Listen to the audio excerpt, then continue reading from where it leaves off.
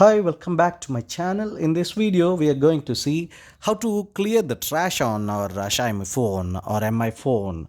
And if your phone is full with memory on your gallery and you're not having internal memory, if you want to improve your internal memory also, you can do by doing this. Go to the apps on your Xiaomi phone, and after going to Xiaomi phone apps, you have to get into gallery first. Just get into gallery. So after going into gallery, you might have seen several pics and videos have filled on your mobile, by which your internal memory has been consumed.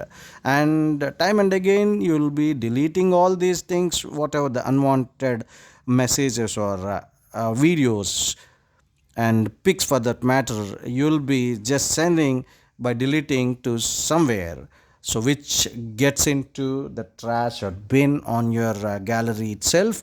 But the memory consumption will be like that only, and you'll not see any reduction in the internal memory. For that matter, you have to again get into gallery and go to such section where you'll find this trash or bin on your gallery.